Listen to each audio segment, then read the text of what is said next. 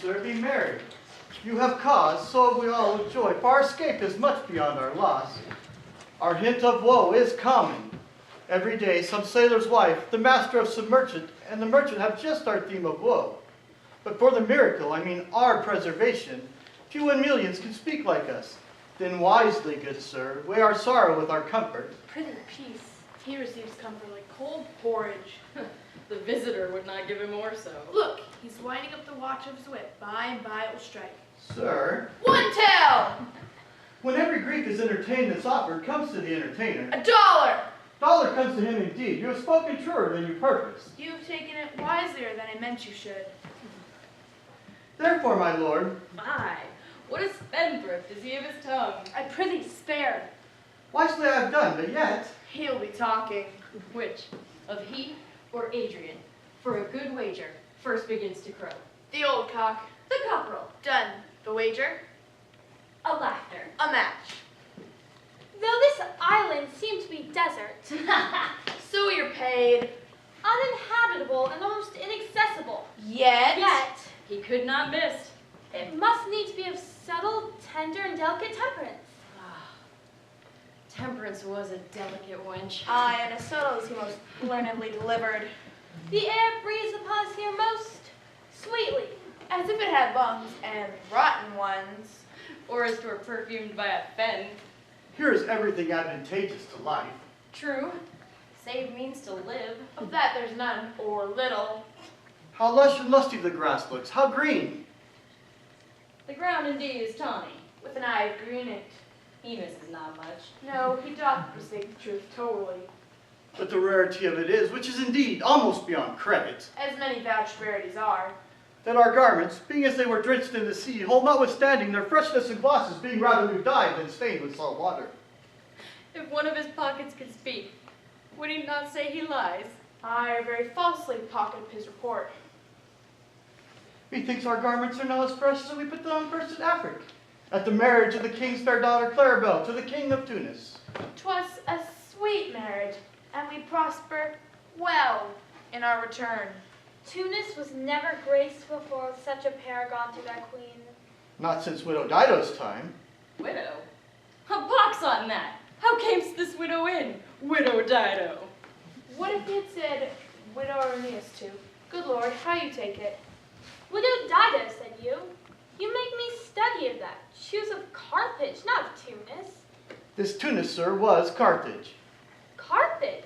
I assure you, Carthage. His word is more than the miraculous harp. He hath raised the walls and houses too. What impossible matter will he make easy next? I think he will take this island home in his pocket and give it his son for an apple. And sowing the kernels of it in the sea, bring forth more islands. Aye. Why, in good time. Sir, we were talking that our garments seem now as fresh as we put them on first in Tunis at the marriage of your daughter, who is now queen. And the rarest that e'er came there. Bait, I beseech you, widow Dido. Oh, Widow Dido. Aye, Widow Dido. Is not, sir, my doublet as fresh as the first day I wore it? I mean in a sort. That sort was well fished for. At the marriage of your daughter? You crammed these words into mine ears against the stomach of my sense. But I had never married my daughter there. For coming thence, my son is lost. And in my rage, she too, who is so far from Italy removed, I ne'er again shall see her. O thou, mine heir of Naples, new Mulan, what strange fish hath made his meal on me? Sir, he made it live. I saw him beat the surgeons under him and ride upon their backs. He trod the water. His enmity he flung aside and breasted the waves, most swollen that met him. His bold head above the contentious waves he kept, and oared himself with his good arms in lusty strokes to shore, whose wave-worn bases bowed, as stooped to relieve him, I had no doubt, he came alive to land. No, he's gone. Sir, you may thank yourself for this great loss. That would not bless her Europe with your daughter, but rather lose her to an African, where she at least is banished from your eye was caused to wet the grief on it. Prithee, please. You were nailed to an importune otherwise by all of us, and the fair soul herself, weighed between loathness and obedience, of which I know the beam should bow. We have lost your son. Fear forever. Milan and Naples have no widows in them, this business making, but we bring men to comfort. The fault's your own. So is the dearest of the lost. My lord Sebastian, truth you thus speak lacks some gentleness and the time to speak it in.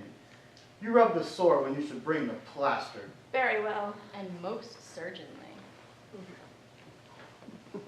It is foul weather in us all, good sir, when you are cloudy. Foul weather. Very foul. Had I plantation of this isle, my lord, He'd sow it with nettle seed. Or Dr. Mallows. and were king on't, what would I do? Escape being drunk for want of wine. In the commonwealth, I would by contraries execute all things.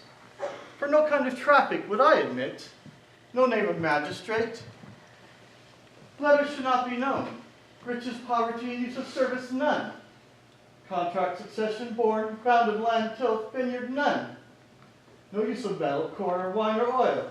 No occupation, all men idle all. And women too, but innocent and pure. No sovereignty. Yet he would be king on't. The latter part of his commonwealth forgets the beginning. All things in common nature should produce without sweat or endeavor. Treason, felony, sword, pike, knife, gun, nor use of any engine would I not have. But all things in common nature should produce, bring forth all poison, all abundance to feed my innocent people. No marrying among his subjects? None, man. All idle. Whores and knaves. I would with such perfection govern, sir, to excel the golden age. Save his majesty! Long live Gonzalo! Do you mark me, sir? Prithee, no more, thou dost talk nothing to me. I do well believe your highness, and in it to minister occasion to these gentlemen, who are such sensible and nimble thumbs that they always did use to laugh at nothing, It was you we laughed at. who in this kind of merry fooling am nothing to you, so you may continue and laugh at nothing still. Ooh, what a blow was there given! And it had not fallen that long. You are gentlemen of brave metal. You would lift the moon out of her sphere if she would continue it in 5 weeks without changing. We would sow, and then go back bowing. Nay, good my lord, be not angry.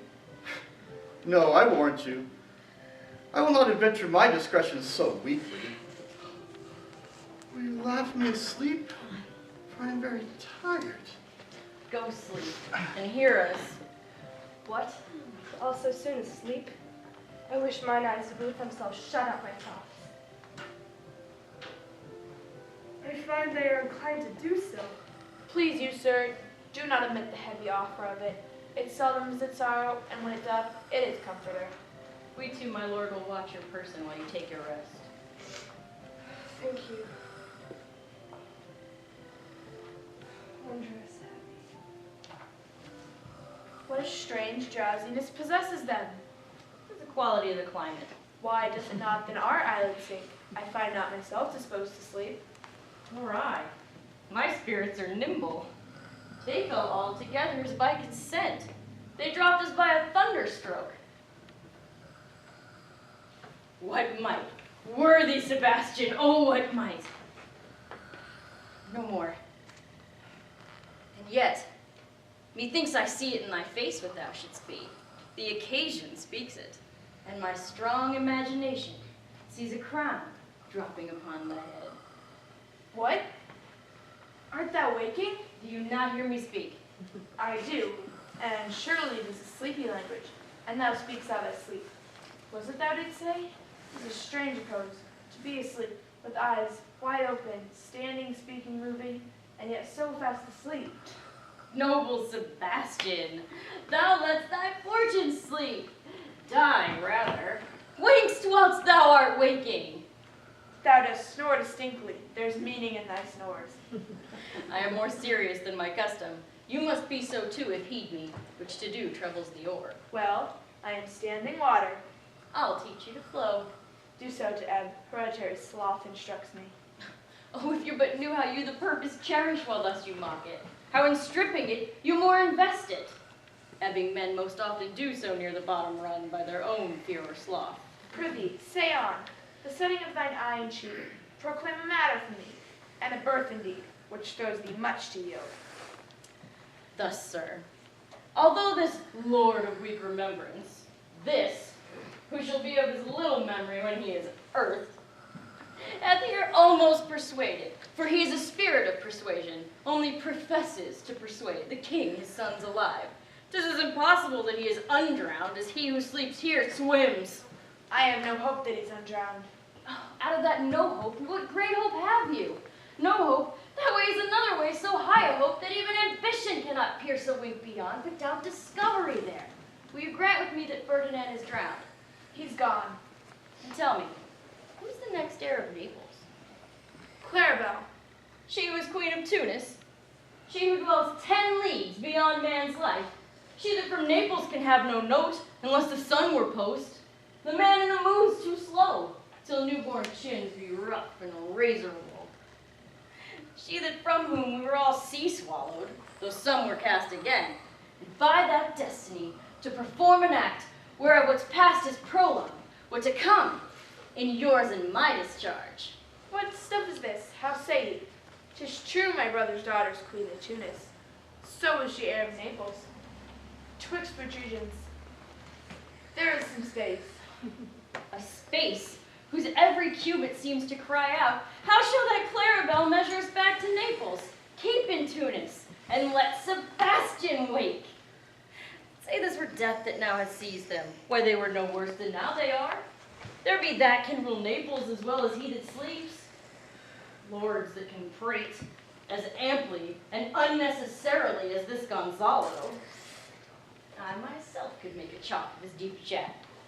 Oh, that you bore the mind that I do. What a sleep were this for your advancement. Do you understand me? Methinks I do. And how does your content tender your own good fortune? I remember you did supplant your sister Prospero. True. And look how well my garments sit upon me, much feeder than before.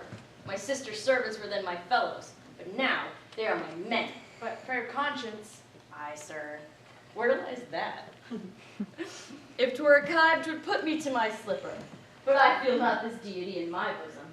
20 consciences stand twixt me and Milan. Candied be they, and melt ere they molest. Here lies your brother, no better than the earth he lies upon. If he were that which now he's like, that's dead, whom I, with this obedient steel, 3 inches of it could lay to bed forever, whilst you doing thus to the perpetual wake.